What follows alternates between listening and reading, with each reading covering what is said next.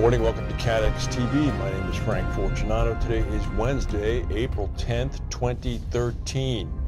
Yesterday afternoon, there was a powerful earthquake in Iran, right near its only nuclear power station. It killed about 37 people. It was a 6.3 earthquake. According to the Iranians, they reported the accident to the International Association of Atomic Energy immediately, and there was no leak of any radioactivity from either the plant or the containment vessels. The Russian company that built the nuclear power station about 10 miles south of the city of Bushehr also confirmed that the plant had remained undamaged.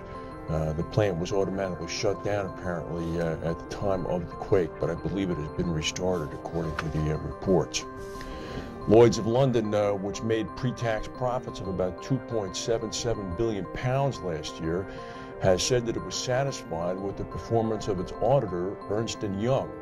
But they also said that the upcoming audit should be subject to a competitive tender during 2013, simply as a matter of good governance. The 325-year-old insurance market regularly puts the bid out to tender. According to Luke Savage, the finance director of Lloyd's, the current tender had been delayed as Lloyd's focused on its response to Solvency II and the European plan to move toward a risk-based capital model.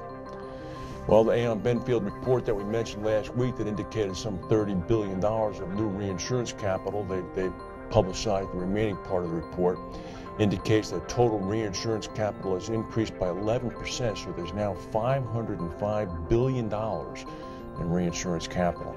That may seem like a lot of money, but keep in mind that just about everything you see or can imagine is an insurable interest: intellectual property, factories, buildings, homes, etc., etc. We're talking about trillions of dollars out there that potentially could be provided reinsurance for. Yesterday, there was a mass shooting in Serbia that left 13 people dead in a small village.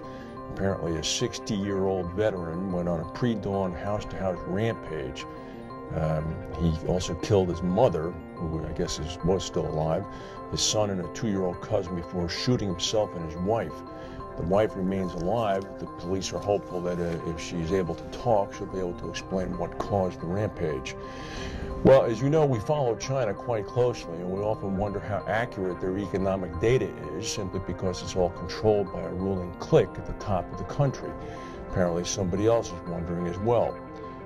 China's latest trade data figures showed a sharp decline in export growth, combined with a strong rebound in imports, but volatility and discrepancy in the data have finally raised concern about their accuracy. Part of the volatility was explained by the long Lunar New Year holiday, which shuts down most of the country for weeks, but most analysts said there was also a problem with the data. There was a 10% headline growth number in exports, but according to one expert, Alistair Thornton, that masks an uncomfortable reality.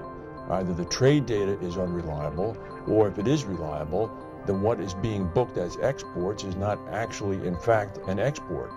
The breakdown of exports by destination veers toward the absurd.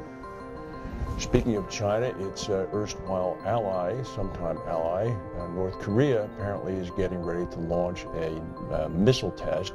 This would fall on the birthday of the regime's founder, and South Korea has raised its military level to the second highest possible level. The next highest level it can raise it to is that of war.